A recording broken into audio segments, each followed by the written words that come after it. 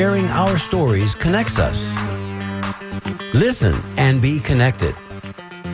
Join us for the conversation meeting weekly at the intersection of community and culture.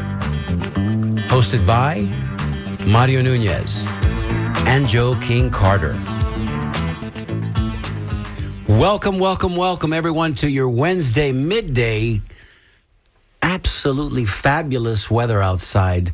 I got to believe that fall seems to have turned a corner here in Tampa. You know, we don't really know for sure because we never know. It's just humid, and then it's less humid. Hey, everybody, thanks for tuning in. This is The Conversation. I'm your host, Mario Nunez, as always, seated next to my able assistant, Joe King Carter. King, pull your microphone in, brother. Where you're 75 feet from your microphone. Good afternoon. Thank you, sir. Wow, I don't know what was happening there. I think it's his first time in the studio. I got all caught up in your in my intro? Intro, yeah. All right, okay. Well, let's ring a bell for that. There we go. He's warming up. It's a slow warm up, but I reminded him to stretch before he got here. I did. I just didn't have my microphone at my face. King, it's great to be. You know, this is my happy place. Is it your happy place? Is it safe to say? Oh, it's being in this studio is to be in rarefied air. Nice. Yeah. Today, sitting at the stuff. controls is DJ Spaceship, our good friend who's usually answering your phone calls. But today he is actually at the controls because Jessica, our exquisite board op, Jessica G, the OG, is taking a little time for herself. So, Jessica, Absolutely. if you're out there listening, we miss you, but we're looking across at DJ Spaceship, and he's got it going on. You know what I'm saying? He reminded us that he trained you, so we're going to be okay. Yes, absolutely. Hey, as we do each and every week when we start the show, let's recap. Anything important happened to you personally or in the news? Anything attracted your attention this week? This week, wow, Yeah. you threw me on that because the news. I ask you the same question every week. I know you do, but there is so much stuff happening. Well, that's true. So much stuff happening. Drinking out of the proverbial fire hose, as some would have you note, right? That's absolutely it. Because it comes yeah. at us at light speed. It's the media fire hose. I got a question for you. Since you don't have anything prepared in that very large cranium of yours, let me ask you this then. Is it an assassination attempt if you don't get off a round? If you don't fire a round, if you're just in the vicinity with a gun, is it an assassination? Because I'm going to be honest. Well, that means they could be happening all around us right now. No, it means that if I'm within 400 yards of the person that I would like to assassinate, yes, and I'm shooting at him lasers out of my laser shooting eyes, yes. Could they arrest me for an assassination? I just think it's just a little too contrived. There's something about the narrative that doesn't seem quite factual, does it, or truthful? I mean, come on. Yeah. No, I'm sure there are many people around ex-presidents with guns all the time within 100 feet. That doesn't necessarily mean... it doesn't pass the smell test. Let's just leave it right there. There you go. Doesn't pass the smell test. It seems like it does smell, too. Oh, well, thank you, everybody, for being out there listening in listening land. No, let me explain myself again. I am in the process presently of correcting a little dental situation that I have, right? So it's not bad. It's not bad, but it happens to us all as we can't see it from here. No, as we reach a certain age, it happens to us all. Right. Where things start to shift. So I'm trying to make a correction in that shift. And I'm wearing something called Clear Correct, which is akin to Invisalign. Yes. Because brace is not for me. Yeah. However, that said, I put in the new trays this morning, and I got to tell you, Joey, if you've never done anything like this, man, it's amazing. Because, first of all, it grabs you, and you can feel that the teeth are being shifted. Yes. And then, of course, you speak funny. You speak like Thuffer and Thuckatash. Yes. So when you hear that, just be kind, because that's what's happening to me presently. And I'm not I'm not used to it either. Okay, let's just say that I'm not used to it. Why does the word lisp have an S in it? Thank you. I don't know, Joey. Is there an answer to that? That's cruelty. Cruel and unusual punishment. Okay, enough about us. We have a guest sitting in studio with us today that we would like to introduce you to. And for those of you just joining us, maybe for the first time, because you're friends with our guest Mike Knapp, and you're just tuning in for the first time, Joe, tell everybody what it is that we do here at The Conversation. Wednesdays noon, WMNF 88.5 Tampa. Well, here at the intersection of community and culture, I love that. We do something a little different because many of the shows, public forum shows here, are topic driven, and that's wonderful. It informs the community. We are also topic driven, but what we like to do is get into the personal narratives because we believe that personal narratives connect us all together. When you hear somebody sharing their story on the air, you are then likely to say, that's kind of like my story, or I relate to that. And so I believe that community is everything on earth. I believe that society's woes could be partially healed by the fact that we are starting to enter a community phase of life as opposed to being isolated. So this is what we're doing. Here, my man, and you couldn't have said it better. I will add only this, that our push towards community, right? Our push towards oneness, yes, is arguably the only thing that's going to save us from the situation we find ourselves in, where there are forces out there that are trying to other us. It is, by the way. Yes, historically, it's the thing that made humanity what it is. Civilizations grew on community. There's no way that you are going to do this on your own, folks. There you go, Joey. You did it good, man. You did it good. Nobody does it better, so I'll leave it right there. Yes. So I'd like to introduce our guest today, a gentleman who needs a big introduction, and I'm going to turn that over to Joey because Joey knows him so much better than I do. I am waiting here at the edge of my seat to find out more about the famous, maybe even perhaps infamous Mike Knapp. Joey, take us through it. Well, I don't want to give it all away up front because we want the listeners to discover Mike as we go through our hour together. But we have with us Mike Knapp, who is a renowned local artist, painter, and renowned is actually a well-used word. And I happen to have, and I'll for the purposes of revelation here, I have known Mike for many, many, many years, so I'm already hip to much of the story. But we both thought he would make a great guest, and so he's here today. He's been through many phases in his life, and we're going to talk about that. So welcome, Mike Knapp. Thank you so much. It's good to be here. I want to start off with one little comment. Yes, sir. The last time I was in a WMNF studio, it was the station was upstairs at a church. It was on the second floor in a church. On then Buffalo Avenue. Very nice. Down the way. Very nice. Wow. Let's bring one for Buffalo Avenue. Wow. Was that in this century? No, that was in the last century. It was in the early days. In the early 80s. Yes, sir. Yes. And Pam Weiner was the DJ. Wow. At that time. My God. Wow, that's amazing. Yeah. I remember those days. Listen, I wonder if any relation to our dear friend Chip Weiner, who graced us in the second shift. I have no idea. Right? I have no idea. We have to ask Chip? We have to ask Chip, absolutely. So that was the last time. Welcome back, Mike. It's only been 40 years. It's been, Welcome back. Yeah, it's been about 40, maybe wow, 40, that's 42, amazing. 43, yeah. So let's start in the beginning. Imagine for a moment that I'm your hypnotist and we're going to do some regression. Yes. Let's go back to the very beginnings of the life of Mike Knapp. Where did you grow up? I grew up in Lutz, Florida. I was born in 1956. I have two brothers, and if you're driving down Nebraska Avenue and you go through the Apex and you go through Lutz, there's an old schoolhouse there that they're very proud of, a two-story. I went to school in that schoolhouse. That's amazing. That's amazing. So that's how far I go back. Yes, I went to school on the old schoolhouse there, boy. Yes, it's surprising that I went to school, but I did go there. Shoes, no shoes, didn't matter. I was a patrol. I was a safety patrol. As was I. Yeah. As was I. Wow. I'm 2 years younger than you, Mike, by the way. I was born in 58. So you were a senior when I was a sophomore. Same generation. Same era. Yeah. And it was a great one, man. Yeah. We had a lot more hair back then, Mike. I had some. I bet you did. Well, I remember. I've had many iterations of hair. Yes, you have, my friend, and we can talk about that later. So you grow up there, Lutz. and in Lutz, and you're going along through the world. Your parents were not native Floridians; they came from somewhere else. My mother was from West Virginia, barefoot, running around the cabin or whatever they lived in up in West Virginia, and my father was from Ohio, and I'm not even sure how they met. They met here in Tampa, though. I do know my mother was a waitress at a place called the Redwood Inn. Famous. You know the place. Of course, historic Redwood Inn in Florida. Historic. Wow. And she was a waitress there, and I guess he frequented the place, and the next thing you know. Here I am. Dolly Parton was said to have frequented the Redwood Inn. Oh, really? Now I didn't know that. So it was a place to kind of meet. It was a meeting place, as they used to refer to it back in the day. Meeting and eating. And Lutz turned into a Dog and Suds later, I think. Correct. Yeah, And boy, those of us that are longtime residents remember the Dog and Suds. They had a little competition back in the day with a restaurant called Lums. Do you remember Lums? I do remember Lums. They used to steam them beer. There you go. Now we're getting somewhere. Lutz was I don't want to say a one-horse town. That's kind of a derogative, but it certainly was. Indeed. It was indeed. I grew up in the sticks. There was our house and maybe a couple other houses. Used to go catch rattlesnakes in the woods, and everybody had a BB gun. Yeah, I spent my youth in the woods playing, and we would go leave that. You hear these stories all the time.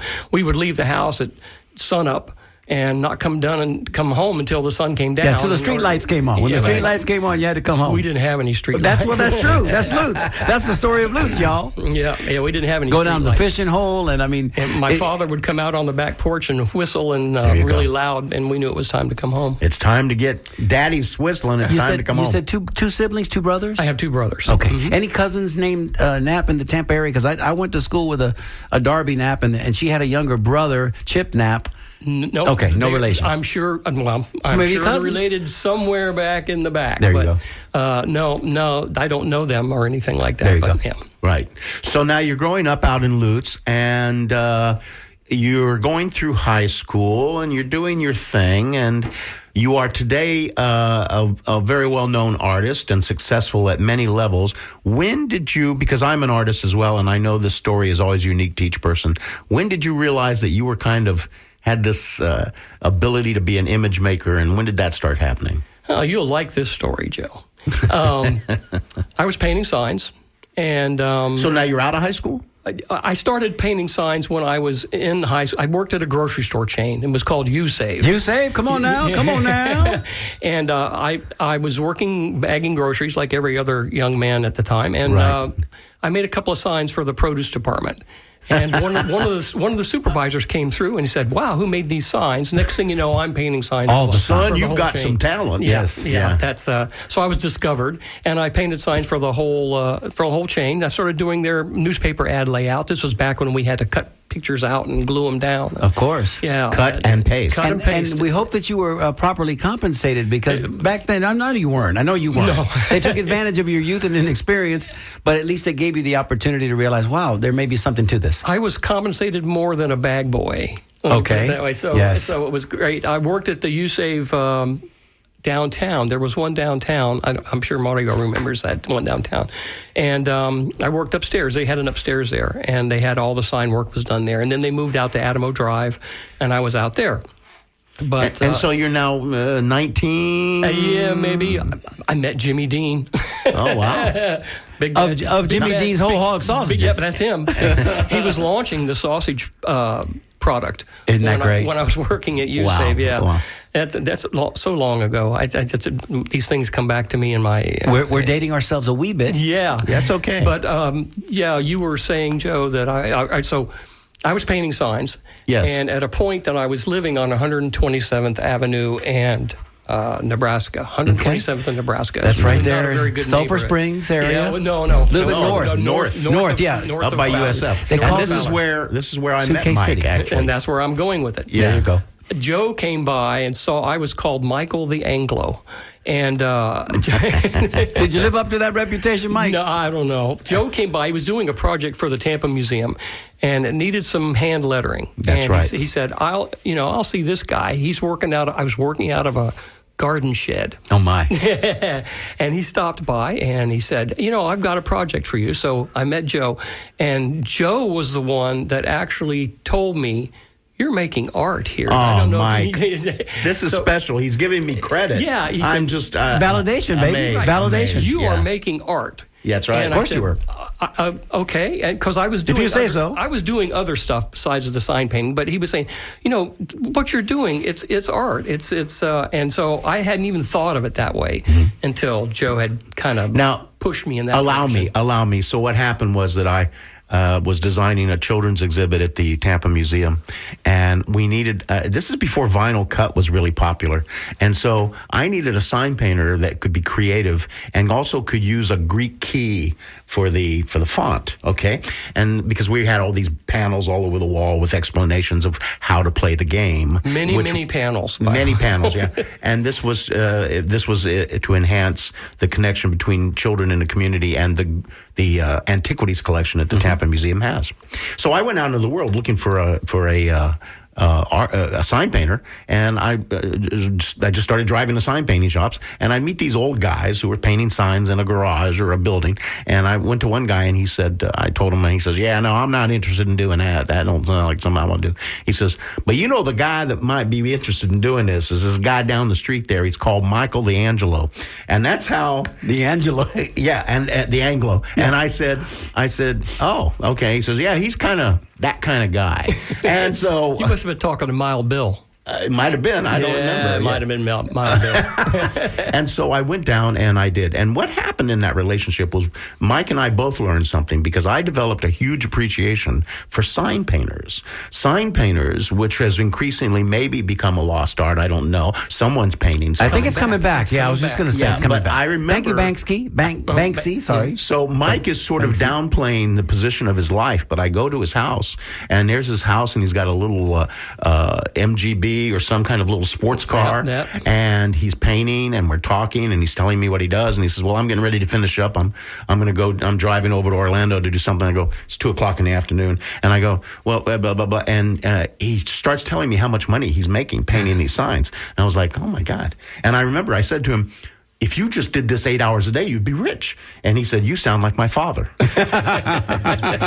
And then he said, I can't do this 8 hours a day, Joe, because it requires real concentration. Yeah, right? No, you've got to get the stick. And then he took me in his house, and he had all these canvases, or maybe they were pieces of plywood. I don't even remember. Painting on doors at the time. I think, yeah. Mm-hmm. And he was painting all these images that were pop images having to do with hamburgers and lipsticks, and reminiscent of artists in the community that are known in the world, like Bob Rauschenberg and Jim Rosenquist. And little Warhol effect, maybe? Well, pop art, yeah. He's taking cultural pop imagery, and he's painting things. Mm-hmm. And so I see these things, and I go, wow, these are amazing. Really? And I said... and that's when I said to him, you're making art, my friend.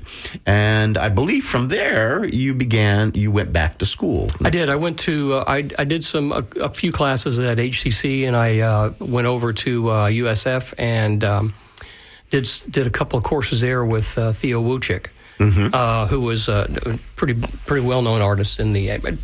I knew Theo... I was in a band, and I know we're going to get to that part, but I was in a band, and Theo used to come to the club all the time. And that's how I knew Theo. And he said, just come on down, sit in, you can work on one of the stones. It was a printmaking class. And so I did that. And one day, you brought up Rosenquist, so this is a good story I've got with this. One day I was sitting in my house, that same house that you talked about. Mm-hmm. I was watching television. It was 8:30 at night, I guess it was. And Rosenquist was, in my mind, was just God. I mean, he was... Yes, understood. So there was a knock on my door at the carport, and I went to the door, and Theo was standing there. And Theo's standing there, and I thought he wanted to go clubbing or something. I figured, oh, Theo, it's 8:00. I'm ready. I got to work tomorrow. It's everything. He said, no, I got somebody here that wants to meet you, and it was Rosenquist. Wow. Rosenquist was in my driveway leaning on the car. Wow. And I said, I was taken aback, of course. And they both came in, and Theo was showing him my work. I think probably a little tongue-in-cheek, maybe, but I had a book, Rosenquist book. He signed it for me, a big poster he signed for me. And I asked him, I said, what did you think? He says, you're doing good work, but it's too much like mine. He wanted to nudge you in a little... you need to change what you're Find doing. your own identity. Yeah. Find your own space. Well, that's actually not such bad advice. It wasn't. It wasn't. It was great. I've got an email here. This is a perfect opportunity to read it. I think it applies to both of you guys. It says, hi to Joe King Carter and Mike Knapp. Well, let me just get to the rest of this. It says, Owen and I are listening. That's from Marcia. Marcia's Owen and I are listening, and that's from Marcia. So thank you, Marcia. And this might be a good opportunity to also give you the phone numbers you can call, an email address you can email us. Of course, Marcia already knows that. 813-239-9663 is the number to call. If you can send us a text, we'll take that as well, 813-433-0885. Email us, dj@wmnf.org. If you have a question for Mike, if you know Mike and you'd like to say hello, send us that information. Let me ask you this. I'm going to just jump in real quick and ask, were you always attracted to art like that, Mike? And because I remember we're about the same age again. Mm-hmm. Christmas time, the holidays certainly, our teachers at school, somehow they were able to contract with painters that would come in and do like the storefront windows or the classroom windows. Remember that? You know, the Christmas times, that was always so much, I'm fascinated by that. I remember that very well, and There you go. Joe ties into that as well. So Yeah. there was a period of time. Well, there's a short period of time when you can do that, and you can make pretty good money. If you jump from one store to the next and everything, and you do this thing. And Joe helped me out for, was a couple years, 3 years? I did that with Mike.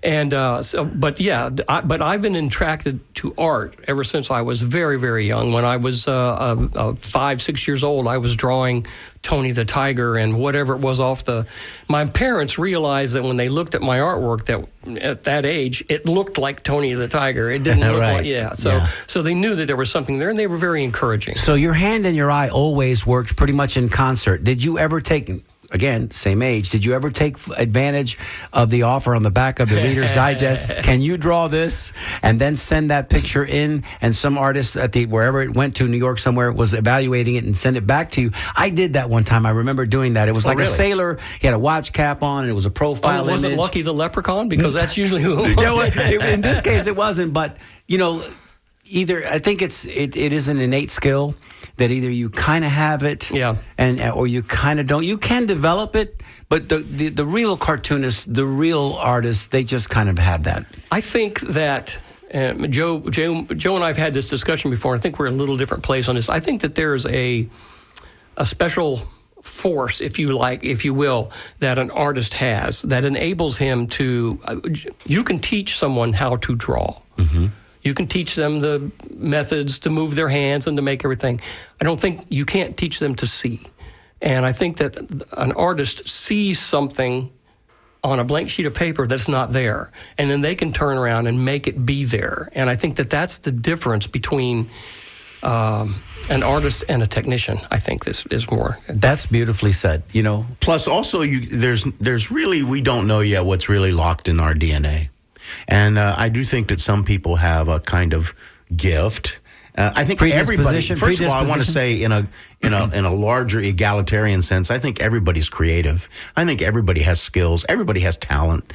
I think that there just might be some people that are have this gift for music or voice or whatever it may be, writing, athletics. And so I think that if a child is determined to draw by the time they're 5 or 6, it's probably buried there in the DNA. We see these videos all the time, Mike. I mean, when you see a 3 or 4-year-old prodigy at the keyboard playing the piano or a guitar, it's music. Sometimes those people get burned out. Sometimes they are so, and their parents are so on them. It's like they just get burned out about it. I work at the Museum of Science and Industry in Tampa, and I paint live. So that's what I do. I sit in the middle of the museum, and people come up and talk to me about art. That's great. And little kids, unfiltered little kids, they have no filters. They come up behind me and go, "Wow, you could have been an artist," and stuff like that. And it's just the parents will stand there with them, and there'll be 50 people come in, 50 kids come in, and they'll be or 200 sometimes, and they'll be all running around, and there's this one kid that will come over and stand right there behind me while he could be jumping on things and pounding on things and doing all kinds of stuff. They're watching me, him or her, either one, doesn't make any difference. Mesmerized. Yeah, they're mesmerized by what I'm doing. Then they leave, and then they come back. And when they come back, I say, "Where's your teacher, chaperone, whatever it is?" And they come over, and I say, "You get this kid in some art classes." Yeah, there you go. Get him some pencils. There you go. Get him some pencils. Now, before we get a little bit too far ahead of ourselves, let me just say this. I did not know, or are we going to... in just a minute we can. Go ahead and make your point, and we'll come back. So I just want to say that I didn't know we were going to go down this path, but I want to let you know that during that moment, not to lose that, when Mike has been hired by the Tampa Museum to help me paint this project, we spent many hours together down in the basement of the museum working together on this project. And I had a cassette player with lots of music, and my musical taste is very diverse. And at some point, and I would play the music, and Mike said to me, "Wow, you have really diverse taste in music." And I said, "Yes." And he said, I sing in a band. And it was that moment that I realized that he looked so very familiar to me, because before I ever approached him on this project for the museum, I had gone and listened to him live. And I didn't realize it was the same guy because his hair was long and it was purple. Purple hair. You're not going to play some Triple X girls. No. But had we known that was the case, we certainly would have. There's probably some here and that somewhere may in be on your second visit to the show. But we're going to do the station ID. We'll be right back in just a moment. Hi, y'all, and I'm Diana Durango. You're listening to The Conversation with Mario Nunez and Joe King Carter on WMNF Community Radio 88.5 Tampa. Again, if you'd like to join the conversation, what a great name for a radio show. Yes. Call us at 813-239-9663, dj@WMNF.org for an email. Send us a text at 813-433-0885. I love the way this conversation is evolving because we're starting to, now we're getting into the running waters. Now we're getting into that time in Mike's life where I'm sure things picked up pretty quickly. Well, it was very different. And it's a great segue because I used to go to I was clubbing a lot at that stage of my life, and I would go out and wear a little thin tie and pogo. And I remember seeing Mike specifically very well. I remember the first time I saw him singing was at a club that was up on North Del Mabry called the Red Tavern, the Red Rose Pub. The Red Rose Pub. And I remember it in Carrollwood there. In Carrollwood, yeah. And I remember it distinctly, and as though it happened yesterday. So then, in the midst of this, I'm sorry, Joe. We're working on this project, and then I realized this is the guy, the lead singer for Triple X Girls. Let's talk a little bit about Triple X Girls. Okay, well, the precursor to Triple X Girls, the band was called Not Much. It was a friend of mine, good friend of mine, my best friend from elementary school on. We formed this band called Not Much. And I knew that band, get into the band. There you go. We hit a nerve, Mikey. And when we finally dissolved, my friend and I went on and formed Triple X Girls. And the name, somebody's going to ask where the name came from. We were all probably 3 sheets to the wind somewhere and said, hey, what's going to look good on a marquee? There you go. Get some attention. Eyeballs. 3 X's. Or free beer. It was one of those two that was going to be. And we decided rather than just being a band that played, we were going to have some sort of stage show thing. So we decided we didn't dress like women like the New York Dolls, but we wore women's makeup. Mm-hmm. And we wore interesting clothing. I'm waiting for them to answer. Okay. Go ahead. Is that, you got a question? We'll come to it in just a minute. Yeah, we've got a caller on hold. Okay, so, and we, Triple X Girls played together for probably 4 years, I guess. Mm-hmm. We opened for the Talking Heads. We opened for Missing Persons. Wow. We opened for REM. So we did some of the gigs at Pastor. I got a really good Missing Persons story. Are you interested in it? We will be. Listen, okay. Can we get to this caller when we come back? And let me just say, for the sake of bringing everybody right into the moment with us, if you're just joining us here on WMNF 88.5, this is The Conversation. We're talking today with Mike Knapp, a renowned artist, musician, been in the area his whole life. Hillsborough County native, and we're excited to be learning more and more about him. And I think this conversation's about to take a turn. But before we do that, let's go to our caller who's been waiting patiently. Caller, you're on the air. Tell us your name and where you're calling from. Hi, this is Annie Ellis. Hello, Annie. Annie. Hi, Annie Ellis. Where are you calling from, Miss Annie? From Floyd, Virginia. We love that. We miss you, Annie. We miss you. Tell Floyd we said hello. I miss all of you guys. So I'm so delighted that all 3 of you guys are on the air at the same time. It's like I'm sitting in the living room talking with y'all. It's so fun. Cool. That's great. But one of the things I really, really want to want Mike to talk about with y'all and with us is how did he decide that robots were going to be a primary image in the paintings that he's doing today? Because I love the work. Absolutely love the direction that it went in. But I just wonder how it got there. I promise to expound upon that exponentially whenever in just a few moments, I think. Yeah. Robot art. We've got that note down here. You guys, they're so funny. Thanks for calling, Annie. You're welcome. I'll hang up and listen. Annie, I miss you like you can't know. I know, me too. Okay. See you soon, sweetie. Thanks so much for calling. All right, baby. that is our very own Annie Ellis, who does a show here. Joe, when does she do her show? She does her Sustainable Living? show every Monday at 11. I want to say 10. We'll have to do a little deep dive and find out if it's 10 or 11. but- Sustainable Living. Sustainable Living. Yes. With Miss Annie Ellis. And with Tanya, I always mess up her name, Vidonic.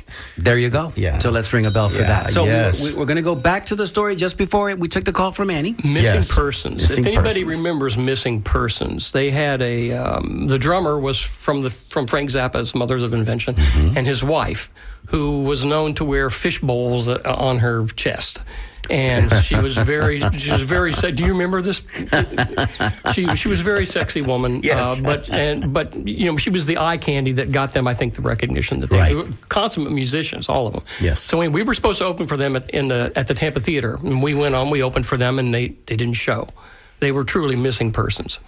And we also had a backup gig for them over at this place on the other coast called the Embry-Riddle Aeronautical University. So what this university is a whole bunch of pilot trainees. Teach you how to fly. Yep. And so it's a bunch of young men, whole bunch of young men. Right. And- Testosterone? Yes. Plenty yes, of sir. it. And the place that we were playing, I don't know if it wasn't a gymnasium. It was some big, large area. And they all those boys were there. All of them were in there, and they were there to see the girl with the fish bowls. on it. And of course, our band was called Triple X Girls, and they didn't know anything about us. And so the lights go down. I think I see something coming. Yeah. Yeah, beer bottles. The lights go down. We walk out on stage. Dead silence, except for one guy in the very back, and he says, "It's a bunch of guys," with an expletive put in there. Yes, of course, yes. Loud as he could be. And next thing you know, there was a couple of beer bottles. But by the end, we got a standing ovation, and we got You called brought back them up. around. We got Good for called you. back out for an encore. Yeah, well, let me just say real quick while we're talking about this, for those of you who may or may not have been alive during this time, that those 4 years that you were a band would be approximately, what years would those be? 79 to 84, something like that. Okay, so that time period, around that time period, was kind of a heyday in Tampa for local bands. It really was. It was Yes. WMNF had just started up, as far as I know. 79. I think, yeah. Yep. And Ham Weiner and her program was such an influence and so formative in that particular the new music scene. Yes. But there were lots of new music bands, and the Buffalo Roadhouse at the time had punk rock. Buffalo in Armenia. Yes. No? Buffalo in Armenia. And it had the punk rock on Sunday nights. And it just grew from there. And pretty soon there were several clubs, the Red Rose Pub, Miss Lucky's, some places over in Clearwater.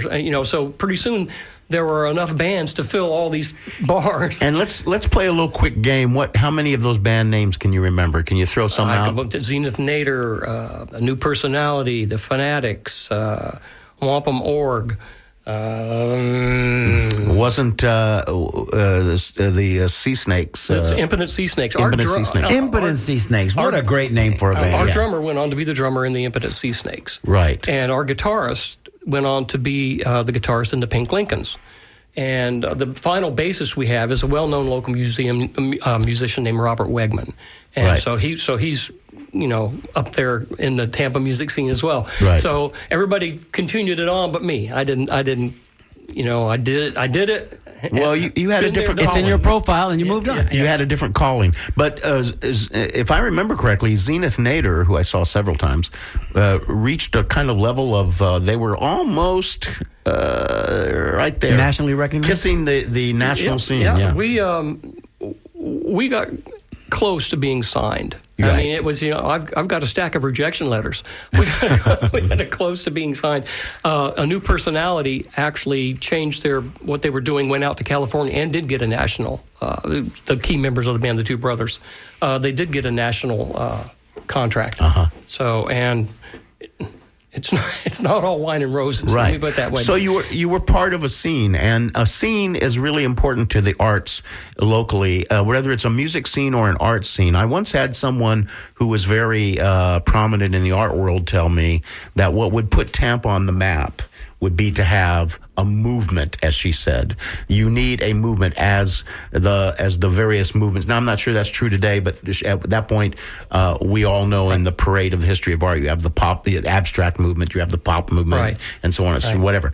Theo tried to do that. And Theo tried to do that with the Mondo Dado. Mondo Dado, yes. yeah. And I was hopeful of that. I was hopeful that would gather people together and create that synergy that would be necessary. But you were actually, ironically, you were part of that movement, because I think Tampa's music movement then was very, very strong. Now, I don't know since then if we have moments where we had movements, but certainly that was one. Yeah, I've been out of it, so I don't know. That movement continued on after I stopped, and there's always the hardcore punk movement that still, I believe, is still active. But at that time was a special time if you were a band, especially if you were a new music band, because you were in high demand. And I mean, we would go to play a club, and we would only take the door. We didn't have to have a guarantee, because the crowds would pretty come. sizable. They would come, and we got paid. We were who imagined a garage band or a bar band could actually get paid for what they're doing. Right. And it was a great time. It was a great time. Right. Now let's. We have a lot to cover in just a few minutes. All right, you want to talk about the art? I'd like to talk about how now, as an artist, you are showing, you are painting, and you end up getting this job at Mosey. Not the current job you have, but the first job. Let's talk a little bit about that. 24 years ago, I saw an ad on, I needed a job. The sign painting vinyl started killing me. Because the people could have vinyl cut, and they don't need a painters anymore. So I'm looking for something to do. And I looked on Monster, which was the Indeed of that day. Correct. And you remember. and I saw an ad for Mosey that wanted an exhibit designer. And I said, I can do that. And it took some convincing. It was some old school, go there, get your face in front of people, show them what you can do, take some work and show it to them, and that kind of stuff. And so it was real old school. It wasn't fill out. Yeah, you take your portfolio with you. Exactly. You got 5 minutes, make your pitch. That doesn't exist anymore. But similar to that. Yeah, it was that's what I did then, and I started out as the exhibit designer. So I designed a whole bunch of the exhibitry that was there. And then over the years, everything progressed, and then about 7 or 8 years ago, they decided to downsize, and half the museum kind of just went away, and they downsized all of the staff and everything, and they kept me on as what's it called, the resident artist. So my job duties are to I create the signage and stuff that goes in the museum. I print and stuff like that, but that's probably 5% of what I do. The other 95% of it is all art-related stuff. I teach a paint and sip class, and most of what I do is sit and paint, and I can paint whatever I want. They let me paint whatever I want, so I'm very happy with that. And the people come and talk to me about art, and I school them on how things do. And a lot of people will come and ask me, what kind of paint do you use? How, what's the technique involved here? So let me just say this. Imagine for a moment, for every person out there who is an artist, who is painting and sculpting and making your art, imagine a gig where someone hires you to sit all day and paint your paintings, and they pay you. And then when it's done, you own your paintings. I do. They let me keep it. I provide all my own materials, so they don't buy my materials for me. But yeah. But I would say I'd say you got it good, brother. I applied for that job where they pay you to sleep, and I didn't get that one, so I took this one instead. That's the next best gig. So I also want to say at this moment too that there are artists, of course, out in the community, as many of you know, take different paths in order to survive or keep the commitment going of making their art. And some go down a certain kind of commercial path, some don't. I happen to know in my personal life that I get commission work. And so basically what happens with me is somebody sees my images, they like it, and they hire me to paint another one. That's I'm fortunate that has happened. But many people have to go out there and struggle. What Mike does is that Mike took on the decision to become an artist who enters juried shows, who has in other words, he shows. Right. He likes to be in exhibitions and shows, and that takes a certain degree of chutzpah. Yeah, because really and truthfully, Mike is an exhibitionist. That's correct. If you will. Oh, yeah. So I waited all day to say that, Mikey. All day. I got it in 15 minutes before. You promised me you weren't going to say that. So talk a little bit about that, your feelings about how you started going down that path. I'm very competitive, and I knew that I was producing some work that was somewhat worthy of attention. Sure. Okay. And the way to get that attention is to show it. And there's lots of opportunities for artists to show their work. It's a lot of the younger artists, they will come to me, how do you get into here? Well, you have to apply. There's nobody going to come knocking on you. Correct. They have this idea that the art world is going to come knocking on their door and discover them. And it just doesn't work that way. But I started applying to these shows the first thing I did is a kind of a little secret I have, but I tell everybody about it.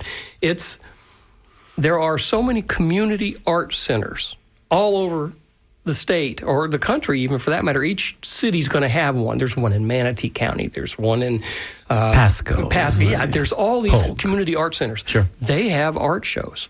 They have galleries where they show art. And they have every year they have a members show. So you join the art center, and then you're guaranteed to have a piece in their members show. So you get exposure to this audience and experience. That's correct. And there's no jurying process really when it's a members show. There you go. So, but then after that, I get juried into almost everything. I get rejected sometimes. You have to take that with a grain of salt and say, you know what, this juror didn't. Sometimes you go to a show where you didn't win any prize money and you look at the work and go, what the heck? But, that's the way it goes. The people, when you win prize money, the people go and do that same thing. No different than an actor who will go on an audition knowing that he's prepared or she's prepared. And for whatever reason, don't get the part. You go, listen, I don't know what's going on here, but that doesn't dissuade you in any way. You keep trying, you keep going. It's a numbers game. Kudos also, Mike, and maybe you'll agree with me on this, to the Florida State Fair, which every year coordinates its efforts with Hillsborough County. Right. And they display artwork from the sixth graders, from the junior high kids, from the high school kids. And some of that stuff is very, very good. Some of it is. And it's very, I wish that they would not have the size restrictions that they have. Correct. My paintings are all are large. Big. But still, it's an opportunity to be seen. I go to the fair just to see that. There you go. There you go. Right. We have a dear friend who works in that department, and so her job each year is to set up those displays. I know her. What's her name? Her name is baby, help me out here. Hold on. Susan Royal Jones, our dear friend Susan Royal Jones. So I don't know her, but I know the other lady. So Deborah. Yes. Yeah. Susan's boss. Her. Yeah. Susan, if you're out there, call in and let me know, because I feel so bad. I'm having one of those moments because with 12 minutes to go now, everything starts to get compressed, and we try to get everything out in time. I'm going to answer Annie's question. But before we get there, let's just say on this issue, you have now climbed that ladder of exhibition spaces, and you're having one-man shows in various spaces. Yes, yeah, and that's just, it's all work. It's work. I work my regular job, and then I have another 30 or 40 hours worth of work promoting and contacting and trying to find galleries to represent my work. I've got one in St. Pete and one in Ocala, and it's just a constant thing. It keeps me alive. So let's talk a little bit about now your actual image, the fact being obvious that we're on the radio and we can't show your work.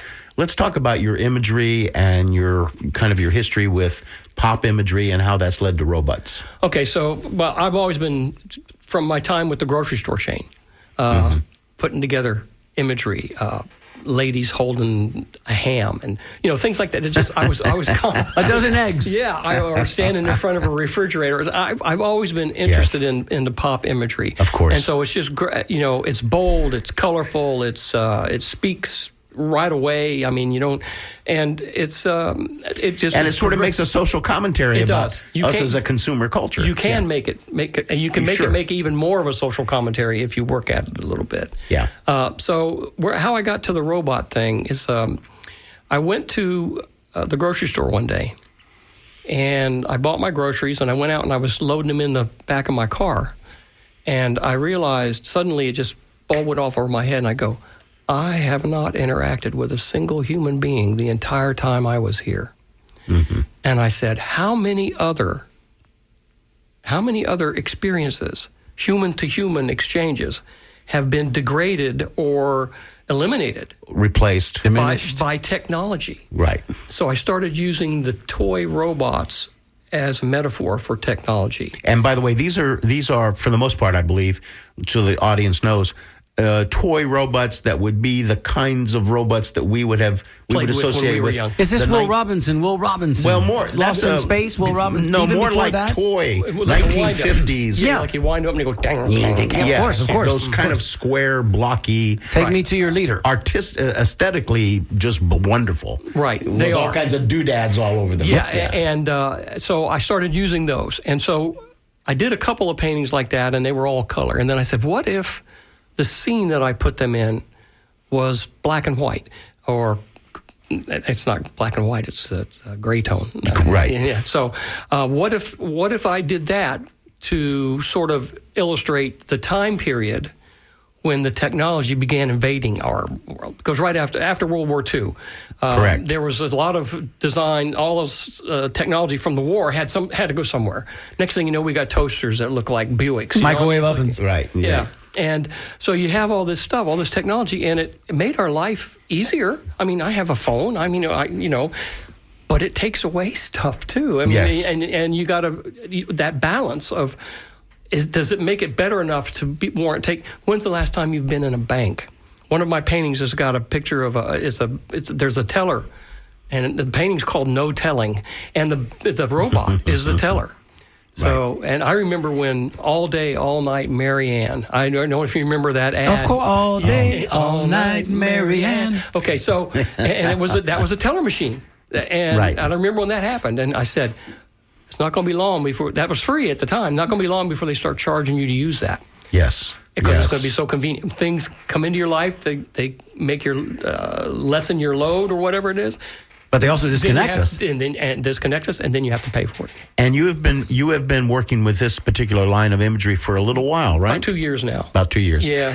And what I find intriguing for those who might be listening is that we are having a huge conversation in our culture right now about AI. And Right. I want you to know, folks, if you have not delved deep into this subject, your life is about to change in ways that you cannot even possibly imagine. Right. So, Mike, take These us. robots, in a way, if I may, No, please. are, for me, when I look at your work, they are very much symbolize that feeling that technology is changing us. Right. Yes. It's exact. And Our that- behavior, everything about our behavior, and our Correct. our interconnection to each other. Yes. Mike, do you know? Are you fascinated like we are about AI? Have you been kind of delving into that? I- process. Yeah, I have not experimented with it. I've said I'm not going to do that, but deep down, I think that it can be used as a great tool for an artist.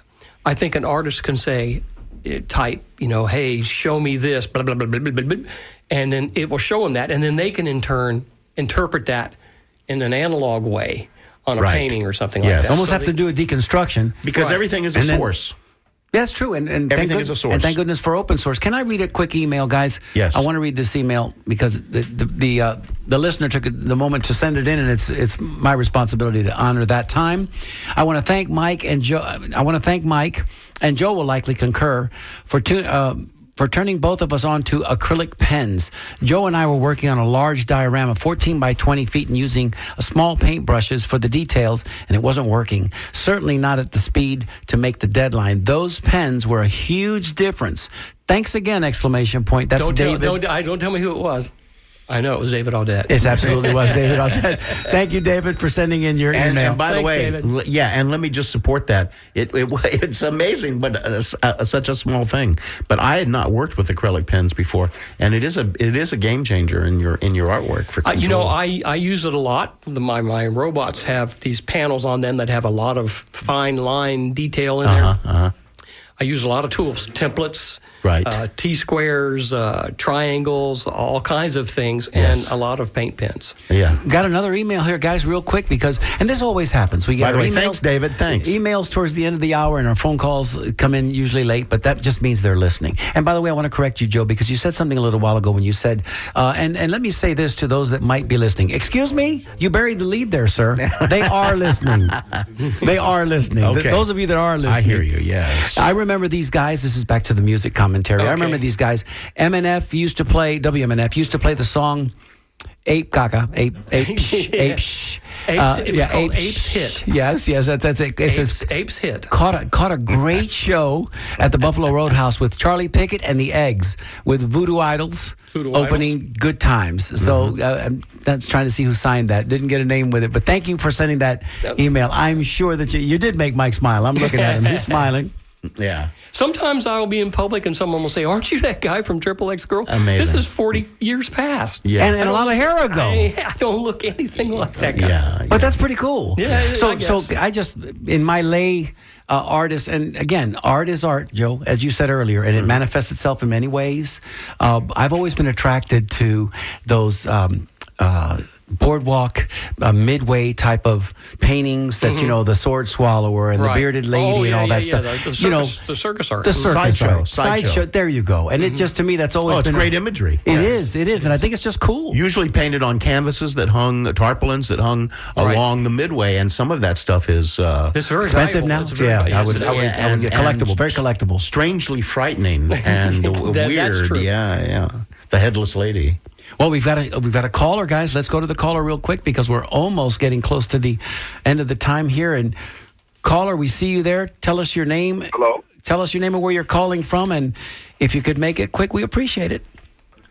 Oh, hello. This is DeAndre. I'm calling out of Brandon right now. I just wanted to point out AI can be great. I see a couple spaces where it's being utilized. One is in design, particularly with ergonomics and actual products.